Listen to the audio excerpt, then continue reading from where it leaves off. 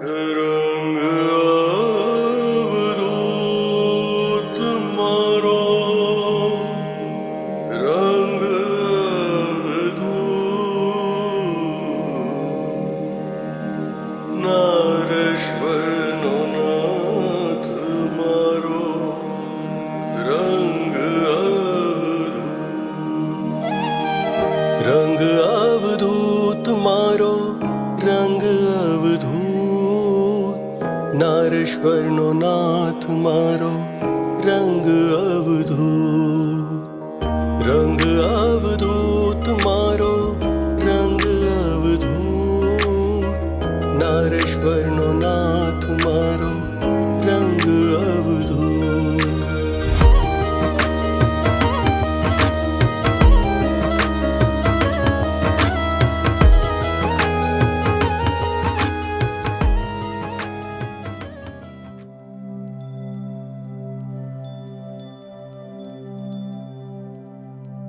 માતા પાસે આવીને સદગુરુ રંગ દયાળ મધ મીઠા મક્કમ સ્વરે બોલ્યા વચન રસાળ. માજી, હવે આપ શોક ત્યજી મનમાં જરા વિચાર કરો. મૃત્યુનો આવો શોક નકામો છે. જે ખીલ્યું તે કરમાય અને જે જન્મે તે જાય. પ્રાણી માત્રને વિશ્વમાં મૃત્યુ અનિવાર્ય છે. પૂર્વ જન્મના ઋણાનુબંધને કારણે મૃત્યુ લોક પર બધા પરસ્પર મળે છે. જ્યાં સુધી પૂર્વના ઋણ સંબંધ હોય ત્યાં સુધી માનવ એકબીજાનું કામ કરતા રહે છે. ઋણ સંબંધો પૂર્ણ થતા જ બધા બંધનો તોડી બધાને છોડી જતા રહે છે. પછી તે માં હોય કે દીકરા. નદીના પૂરમાં લાકડું વહે છે, પણ ચોક્કસ જગ્યાએ જઈ તે પણ જુદા થઈ જાય છે. નદી તે લાકડાનો ક્યારેય મોહ રાખતી નથી કે છૂટા પડતા તે કોઈ દુઃખ જતાવતી નથી. તેમ આ સંસારના પ્રવાહમાં પૂર્વ ઋણને કારણે બધા પળભર ભેગા થાય, થોડો સમય સાથે રહી પળભરમાં છૂટા થઈ જાય. બધા પોતપોતાના પ્રવાહમાં એકબીજાનો સાથ છોડી વહેતા રહે છે. તો પછી શોક શેનો કરવો? માં, જેને તું મારો મારો કહે છે તે જો તારો હોત તો આમ અધવચ્ચ તને છોડીને ગયો જ ન હોત. જગતમાં મારું મારું કરી કોના વિશે વાત કરવી? તમારું તન જ્યારે તમારું નથી તો બીજી વાત જ ક્યાં રહી? માજી, વિશ્વમાં જે કાંઈ તમને દેખાય છે તે બધું નાશવંત છે. મમતાના જળ આ બધા શોક કરાવે છે અને જે નથી તેને માટે વિચારી તમને ઊંડી ખાઈમાં નાખી દે છે. માજી, જેને જન્મ છે તેને મૃત્યુ નિશ્ચિત છે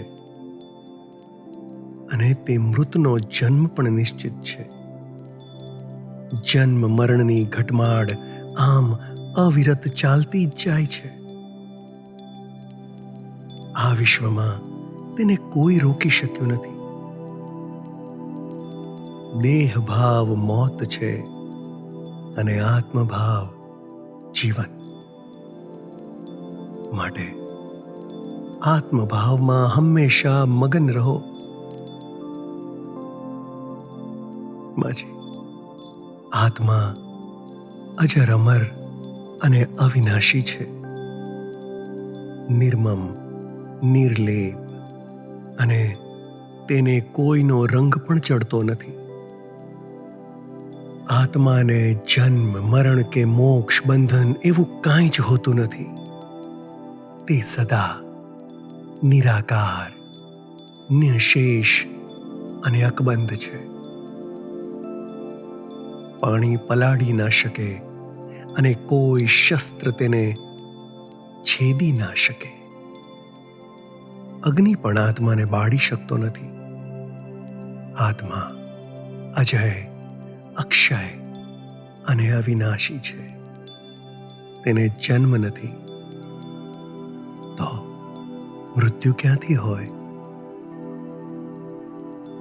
લોકો જેમ જૂના વસ્ત્રો ઉતારી નવા વસ્ત્રો પહેરે છે, તેમ જૂનું અને જીર્ણ શરીરનો ત્યાગ કરી આત્મા નવો દેહ ધારણ કરે છે. માજી નારણનો આત્મા પણ તેનું જીર્ણ શરીર છોડી નવા શરીરને ધારણ કરશે. તમે જરાય દુઃખ કે ચિંતા કરશો નહીં. આ ચિંતાની પરંપરાથી સંસાર આખો ભર્યો પડ્યો છે. એક ચિંતા જાય કે બીજી આવી ઊભી રહે છે. સંસારમાં બધે જ દુઃખ ભર્યું પડ્યું છે. સવારે ભોજન કરીએ કે સાંજે પાછી ભૂખ લાગે. અહીં કઈ વાતનું દુઃખ નથી. તેથી હરિસ્મરણમાં જ સુખ છે. તમે પણ હરિભજનમાં તલ્લીન થઈ જાઓ. આ સંસારના ક્ષણિક સુખ અંતે તો શોક જ કરાવે છે. થોડી ક્ષણ હસવા પછી પોક મૂકી રડાવે છે.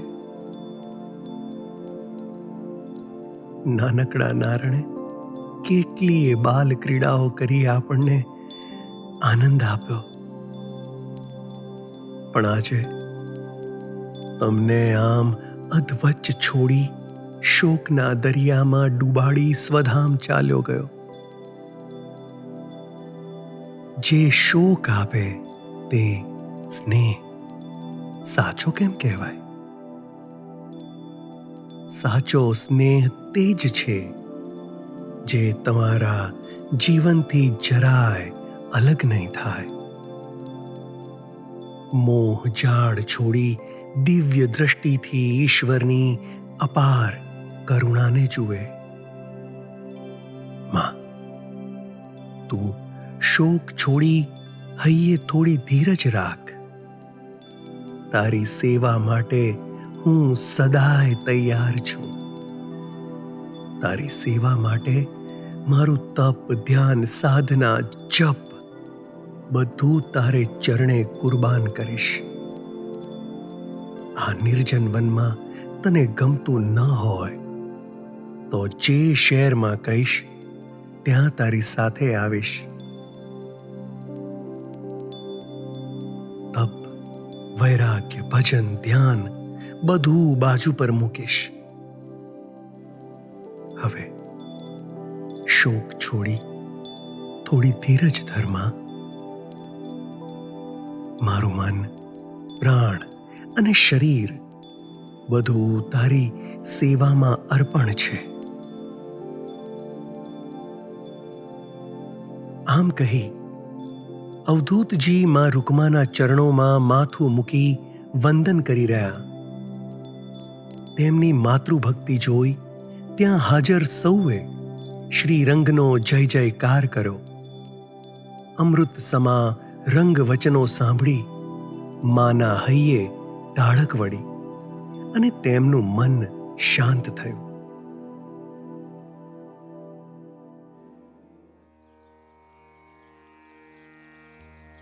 બીજે દિવસે કેશવલાલ અને દાસ માજી પાસે આવ્યા અને તેમને પૂછ્યું, માજી, આપની શી ઈચ્છા છે?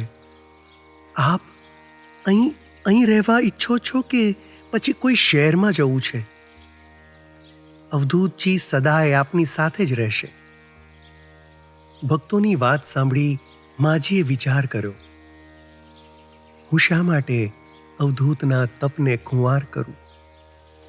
માયા મુક્ત બનેલા મારા દીકરાને માયાના ગર્તમાં શું કામ ફેંકું? જન્મો જન્મના પુણ્ય કર્યા હોય તો જ આવો યોગી દીકરો અવતરે. અનસૂયા, મદાલસા, રેણુકા આ બધા કેટલા ધન્ય હતા કે તેમના ઉદરે યોગી અવતર્યા. ના ના, મારા લાલને આ માયાના જાળમાં મારે નથી ફસાવવો. હું તેની સાથે અહીં જ રહીશ. હું પણ જપ તપ નિત્ય નિયમથી કરીશ. એક યોગીની માતા બની મારો જન્મ સફળ કરીશ. જેના કુળમાં દીકરો જન્મે અને તે યોગી થાય તેની 71 પેઢી વૈકુંઠ જાય. હું અહીં રહીને મારું જીવન ધન્ય કરીશ.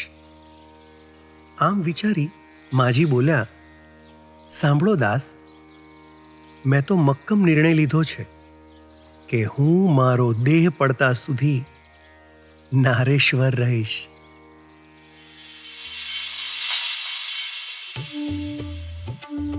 માજીનો નિર્ણય સાંભળી ભક્તો ખૂબ ખુશ થયા. મોંથી માજીને ધન્યવાદ કરતા જાય અને આંખોથી અશ્રુધારા વહેતી જાય. બંને ભક્ત વહેલા વહેલા અવધૂતજી પાસે આવ્યા. નતમસ્તક થઈ હરગોવિંદાસ બોલ્યા, પ્રભુ, માજીએ નિર્ણય કર્યો છે કે તેઓ અંત સુધી નારેશ્વર રહેશે. દાસના વચન સાંભળી અવધૂતજીના આનંદનો કોઈ પાર ન રહ્યો. તેમણે મનમાં માજીને વંદન કરી ધન્યવાદ આપ્યા. ધન્ય છે માજી, ધન્ય છે તમારા પ્રેમને. મારા તનની ચામડી ઉતારી તારા પગના પગરખા બનાવી દઉં તો પણ તારા પ્રેમનો બદલો વળશે નહીં. આમ માજીને વંદન કરી તેમણે ભક્તોને કહ્યું, નારેશ્વરમાં માજીની સેવામાં કોઈ ખામી રહેવી જોઈએ નહીં. માજી આ સંસ્થાના સર્વોપરી સુપ્રીમ કોર્ટ કહેવાશે. માનો નિર્ણય બધાને માટે અંતિમ નિર્ણય ગણાશે.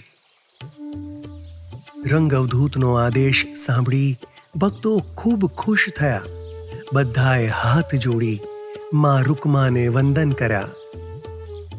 ત્યાગમયી માં, તને ધન્ય છે. જનહિત માટે આજે તમે જગતની માયા છોડી દીધી. તમારા તપ અને ભાવના આજે સફળ થયા. ધન્ય છે મા રૂકમાને. તમે આ વિશ્વને યોગીઓના સરતાજ અવધૂત આપ્યા છે.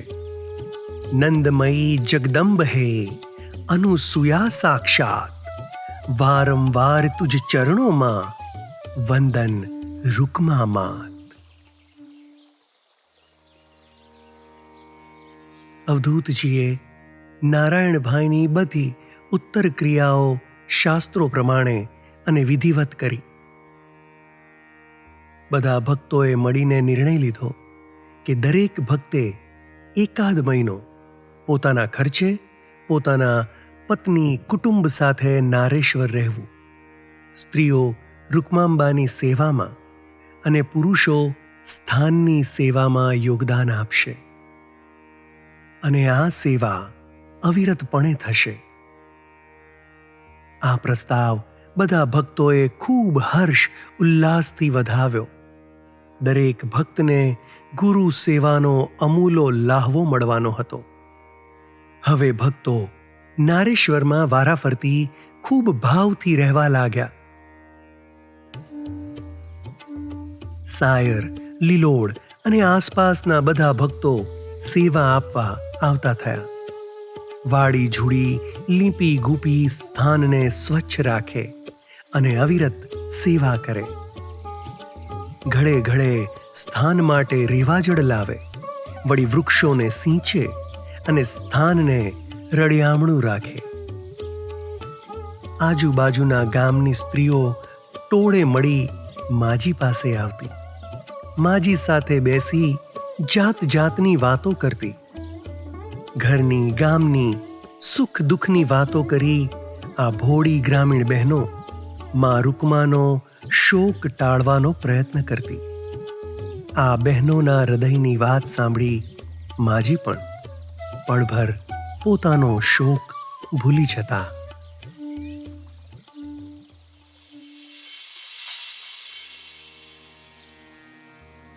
પહેલેના અવધૂતજીના મિત્રો અને સ્નેહીઓ પોતપોતાનો સંસાર લઈ નારેશ્વર આવી ગયા. સરખેજથી રતનલાલ ચુનીલાલ પોતાના પરિવાર સાથે આવ્યા. પ્રાણશંકર નામના પવિત્ર અને ઉદાર બ્રાહ્મણ પણ પત્ની અને નાની દીકરી તારા અને પુત્ર મહેશ સાથે અવધૂત ચરણે આવ્યા. પ્રાણશંકર ગોધરાના વતની હતા અને માજી સાથે રહીને જ મોટા થયા હતા. પૂર્વનો પરિચય હોવાને કારણે માતાજીનો શોક કંઈક શાંત થાય તે માટે વધારે સમય નારેશ્વર રહેવા પોતાના કુટુંબ પરિવાર સાથે આવ્યા હતા. તેમણે લીલોડ ગામે એક મકાન ભાડે રાખ્યું અને ત્યાંથી રોજ સ્થાન પર આવી સેવા કરતા. પુત્ર મહેશનું ભણતર બગડે નહીં તે માટે લીલોડની શાળામાં તેનું નામ દાખલ કરાવ્યું. નાની દીકરી તારા કાલા કાલા બોલ બોલી માજીને ખૂબ આનંદ આપતી. બધા ભક્તો ભેગા મળી નારેશ્વરમાં માજીને ખુશ કરવાના બધા જ પ્રયત્નો કરતા. અવધૂતજી પણ માની સેવામાં રાત દિવસ રહેતા અને તેમને ખુશ રાખવાનો પ્રયત્ન કરતા. બ્રહ્મ મુહૂર્તે ઉઠે, સૌથી પહેલા માજીના ચરણોમાં પ્રણામ કરે, પોતે જ માજીના વસ્ત્રો ધોતા અને માજીના સ્નાન માટે પાણી ગરમ કરવા જાતે સગડી સળગાવતા. રેવા ઘાટથી કાવડ ભરી ભરી માજી માટે પાણી લઈ આવતા. માજી માટે દળણું પણ જાતે જ દળતા. આમ માજીની બધી નાની મોટી સેવાઓ અવધૂતજી પોતે કરતા. આ અંગત સેવાઓ તેમણે કોઈ પણ દિવસ કોઈ ભક્તને સોંપી નથી અને કોઈને આ સેવાઓ કરવા દીધી નથી. આમ શ્રીરંગે જીવનમાં માતૃભક્તિનો મંત્ર વણી લીધો. જેણે જગમાં જન્મીને સેવ્યા માને બાપ, તેના જન્મ જન્મ તણા નાસે કોટિક પાપ. માતા પિતા સંસારના હરતા ફરતા દેવ છે. તેમને ખુશ કરતા બધા જ દેવ ખુશ થશે. જે સંસારમાં મા બાપને દુભાવે છે તેનું મોં જોવું પણ પાપ છે. ભલે ધનવાન, જ્ઞાની કે સત્તાધીશ અને બુદ્ધિમાન હોય, પણ મા બાપના અંતરના આશીર્વાદ વિના બધું જ વ્યર્થ છે. અવધૂતજીએ માતૃભક્તિને આચરી પોતાના ભક્તોને માતા પિતાના ચરણે વિલીન રહેવાનો બોધ આપ્યો.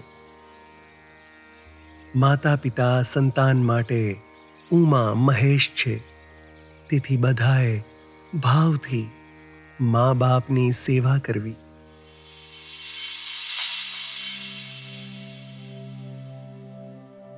માજી અને શ્રીરંગનો પ્રેમ કેવો દિવ્ય હતો તેના પ્રસંગો કહેનારની જીભ અને સાંભળનારના કાન પાવન થઈ જાય.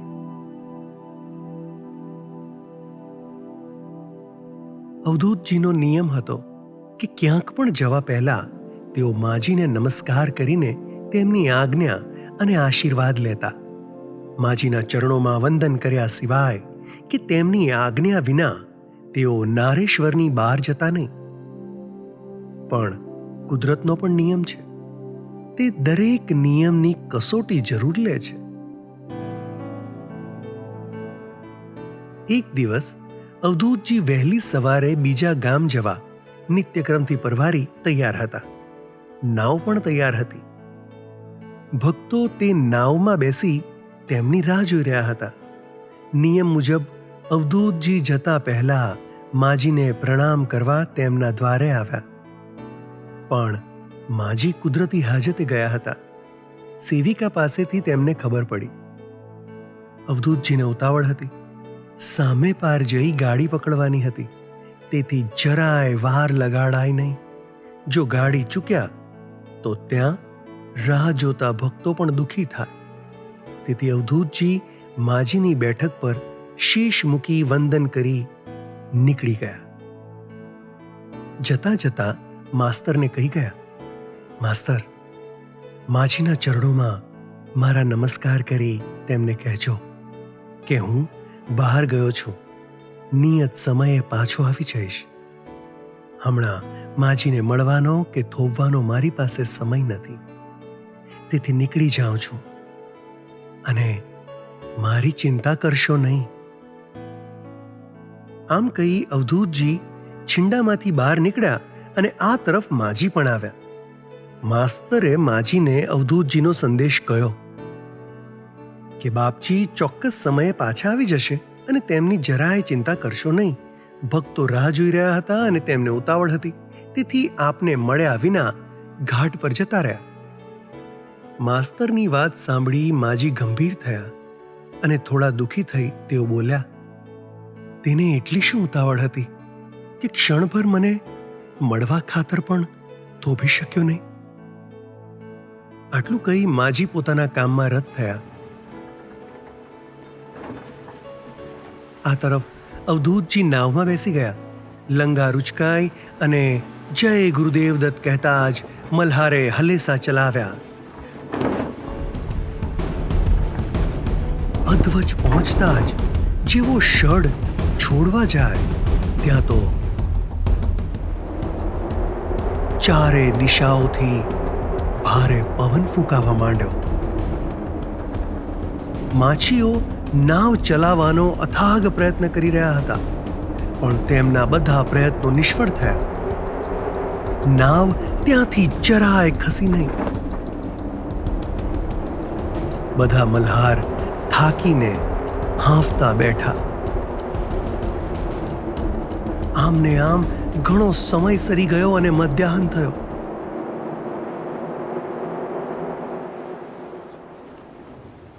પાણી શાંત થતા બધાને શાંતિ થઈ. સ્તંભ પર ચડી મલ્હાર જ્યાં શડ છોડવા જઈ રહ્યા હતા ત્યાં બધા ભક્તો મૂંઝાયા. અરે, હવે શું કરશું? ગાડી તો ક્યારની જતી રહી હશે. હવે આપણે કેમ કરી જઈશું? વળી આખા દિવસમાં ફક્ત સવારે એક જ ગાડી આવે છે. ચૂક્યા કે બીજે દિવસે જ જવાય. ભક્તોની મૂંઝવણ જોઈ અવધૂતજી ખૂબ હસ્યા. તેમણે કહ્યું, અરે ભાઈ, તું નાવ પાછી લે. હમણાં નારેશ્વર જઈએ. આવતીકાલે ફરીથી આપણે જવા માટે નીકળીશું. નાવડી નારેશ્વરના ઘાટ પર આવી. ઘાટ પર પગ મૂકતા જ અવધૂતજી બોલ્યા, માજીના દર્શન કર્યા વિના જ હું તેમની આજ્ઞા લીધા વિના ઉતાવળ કરી નીકળી ગયો. તેનું ફળ મેં ભોગવ્યું અને બધો ત્રાસ થયો. નિયમના ઉલ્લંઘનને કારણે મને આ ઠેસ વાગી. માની આજ્ઞા અને આશીર્વાદ નહીં લેવાનું આ પરિણામ છે. તેઓ સ્થાનમાં આવ્યા. સૌ પ્રથમ આવીને તેમણે માજીના ચરણોમાં માથું મૂક્યું. માજી તેમને જોઈને નવાઈ પામ્યા. અરે, તું તો બહાર ગયો હતો અને આવી પણ ગયો. અવધૂતજીએ જે કાંઈ બન્યું હતું તે વિગતે માજીને વાત કરી અને કહ્યું, માજી, તમારા આશીર્વાદને કારણે જ બધા જીવતા આવ્યા છીએ.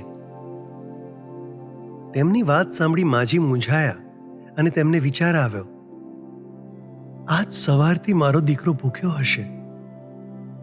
તેમણે તરત સ્નાન કર્યું અને રસોડે જઈ ભિક્ષા બનાવી પોતાના યોગી દીકરાને પીરસી અને તેમને જમાડ્યા.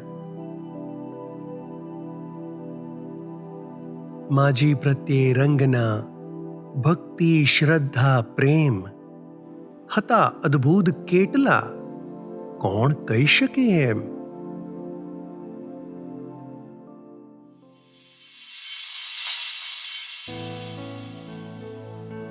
એક વખતની વાત છે. લીલોડના કાંતાબેન માજીની સેવામાં રહ્યા હતા. એક દિવસ માજી પરવારીને કુટીરના ઓટલે બેઠા હતા. કાંતાબેન પણ ત્યાં ઊભા ઊભા માજી સાથે વાતો કરતા હતા. હળવાશની પળો હતી અને માજી પણ ખુશ હતા. આ દ્રશ્ય જોઈ અવધૂતજીએ મનમાં વિચાર કર્યો, લાવ માજી સાથે થોડી ગમ્મત કરું. કોઈ સંસારી લાડલો માને ચીડવી તેમની સાથે ગમ્મત કરે તે રીતે ઘણીવાર શ્રીરંગ વ્યંગની વાતો કરી માજીને ખૂબ હસાવતા. અવધૂતજી કુટીર પાસે આવી ઊભા રહ્યા અને તેમણે હાથ લાંબો કરી કહ્યું, અરે કાંધા, જો મારા શરીરમાં કેટલો તાવ છે, જરા ખાતરી કરી જો. જો મારો હાથ કેટલો ગરમ છે. માજી પણ મૂંઝાયા. કાંતાએ ગુરુદેવના હાથને જરા અડ્યો કે તે બોલી ઉઠી, ઓ બાપરે, તમને કેટલો બધો તાવ છે. તમારું શરીર તો તપતા લોઢા જેવું તપી રહ્યું છે. તલનો દાણો મૂકીએ તો તતડીને નીચે પડે. જેમ જેમ કાંતા બોલે તેમ તેમ માજીના મુખ પર દુઃખ વધતું જતું હતું. માજીના હાવભાવ જોઈ અવધૂતજીએ હસતા હસતા કહ્યું, જો કાંતા, માજી મને આજ્ઞા કરે કે જઈને રેવા જળમાં ડૂબકી મારી પાછો આવ તો તારા શરીરનો તાવ ઉતરી જશે, તો હું હમણાં જ જઈ ડૂબકી મારી પાછો આવી જઈશ. આમ કહી અવધૂતજી માજી તરફ જોઈ રહ્યા, પણ મૂંઝાયેલા માજીએ મૌન રાખ્યું. માજીને ચૂપચાપ બેઠેલા જોઈ અવધૂતજીએ કહ્યું, ચાલો ભાઈ, માજી તો એવું કંઈ નહીં જ કે. એમ કહી તેઓ ત્યાંથી જતા રહ્યા. થોડું દૂર જતા માજીએ કાંતાને કહ્યું, આ તો પહેલેથી જ અવળચંડો છે. તેની બધી આડાઈ હું જાણું છું. હું જો કંઈ બોલી હોત તો રેવા ઘાટ પર જઈ તાવથી ધકતા શરીરે તે ઠંડા પાણીમાં નાહવા ગયો હોત. તેથી જ હું કાંઈ બોલી નહીં. આવા અવળચંડા સાથે શું માથાકૂટ કરવી?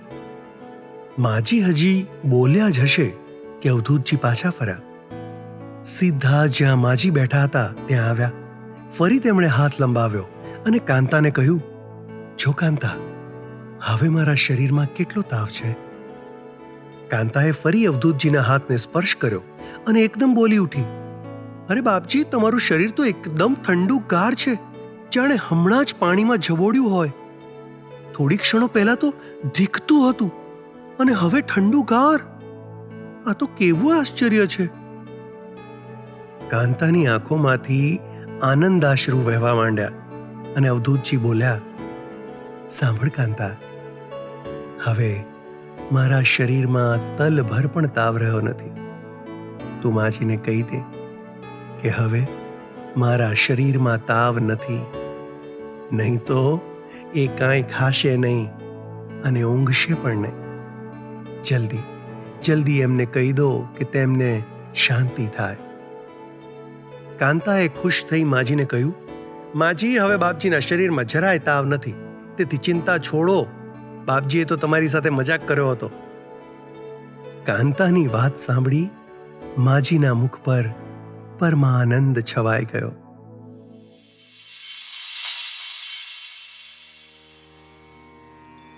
આવી લીલાઓ કરી અવધૂતજી માજીને હંમેશા ખુશ રાખતા. માજીની ખુશી માટે તેઓ જાત જાતની રમૂજ કરતા. સુપુત્ર હંમેશા મા બાપને યાત્રાઓ કરાવે અને તેમને 4 ધામ ફેરવે. તે જ રીતે અવધૂતજીએ પણ નગીનલાલ મિસ્ત્રી સાથે માજીની યાત્રાનો બંદોબસ્ત કર્યો. નગીનલાલ મિસ્ત્રી અને બીજા ભક્તો સાથે માજી ઉત્તરાખંડની યાત્રા કરવા ગયા. યાત્રા કરવાથી માજીને સ્થાન ફેર થાય અને તેમનું મન હળવું થાય એમ વિચારી અવધૂતજીએ યાત્રાનો બધો પ્રબંધ કર્યો. એક સંસારી પુત્રની જેમ તેમણે માજી માટે બનતા બધા જ પ્રયત્નો કર્યા અને તેમને નારેશ્વરમાં કંઈ જ કોઈ વાતની ખામી રહેવા દીધી નથી. આવી અવધૂતજી તણી લીલા કેરી રીત, એ રીતે માજી તણી સંપાદે એ પ્રીત.